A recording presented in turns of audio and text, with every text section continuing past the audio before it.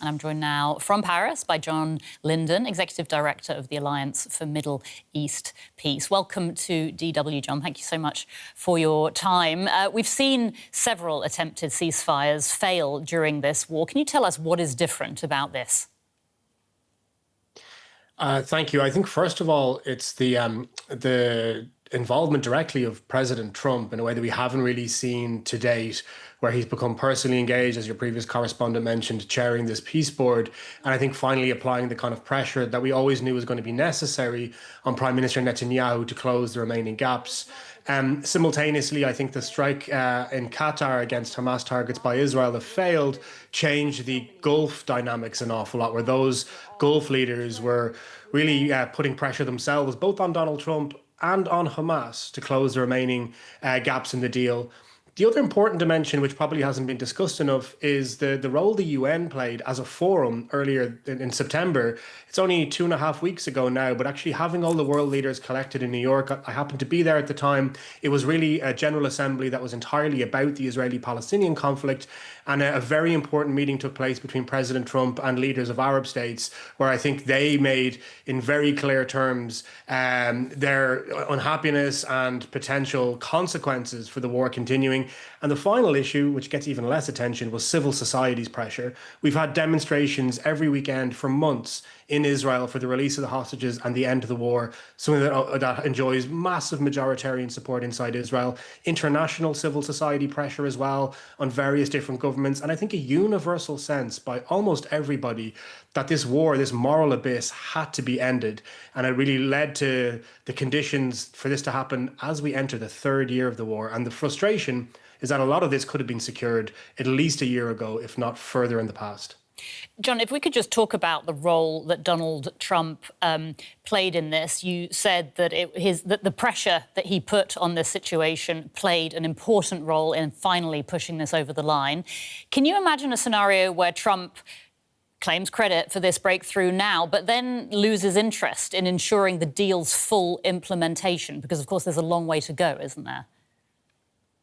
Yes, and that is a real danger. And I think it should be everybody's preoccupation now to further bind Donald Trump and the US administration to this deal, to let them take the victory lap over securing the ceasefire, which is something that they merit in getting this over the line. We had a roundtable with President Macron in New York with civil society, and he made this clear. Even though the US, even though France and Saudi Arabia had brought this New York Declaration together, this really, really impressive plan for peace endorsed by 142 countries, it couldn't happen without the support and engagement of President Trump.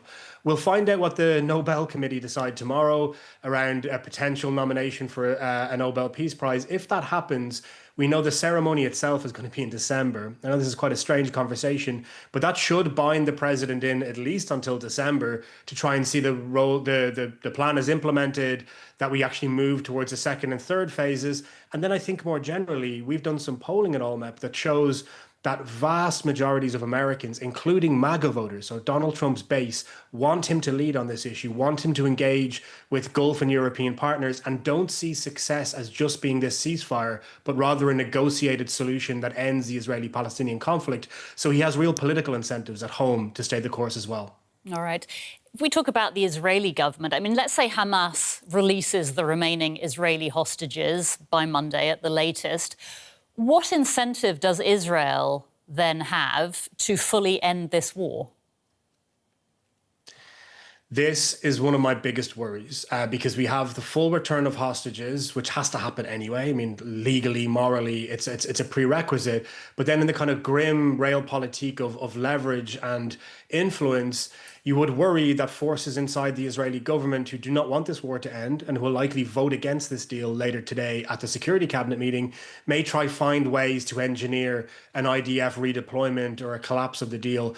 This is why we have to make sure that the international community wrap their arms around the deal and essentially make it an offer that cannot be refused by Prime Minister Netanyahu. We know that Donald Trump said to him last night, Bibi, you can't go to war with the whole world. And that's the reality. Israel continuing this war or recommencing this war after this ceasefire would put it in even greater isolation and I think subjected to real anger from the international community and from international civil society and from Israeli citizens. There has to be an election in Israel between now now and October of next year. It may be quite a bit sooner than that.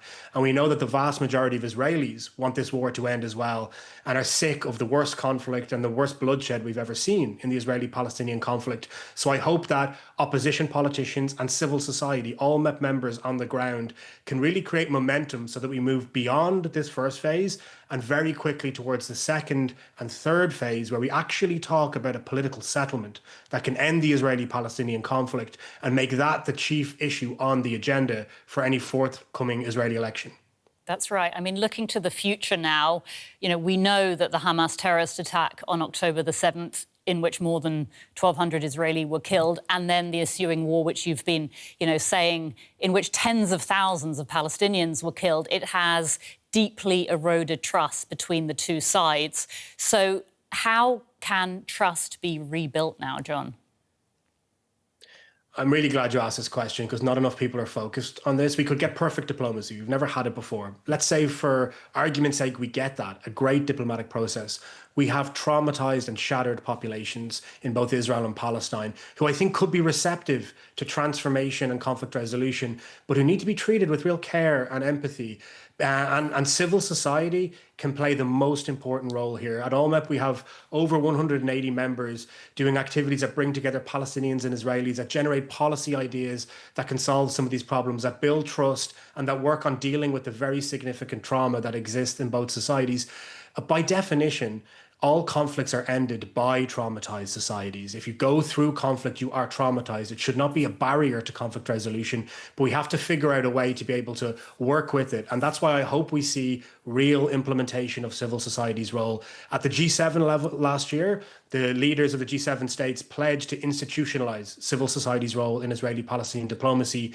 France and Saudi Arabia integrated many civil society ideas in the New York Declaration. Point 18 of the Trump plan talks about Israeli-Palestinian civil society efforts that can work on the trauma and the dehumanization within both societies. We have to get this piece right. This can't be an elite-driven, top-down process. It needs to bring millions of Israelis and Palestinians along with that process and isolate the extremists. They are a minority in both societies. They will want to disrupt any process. But if we integrate ordinary citizens and civil society, they can be a bulwark against those extremists and ensure that we have space for diplomacy to succeed. John Lyndon with the Alliance for Middle East Peace. John, thank you so much for your time. Appreciate it.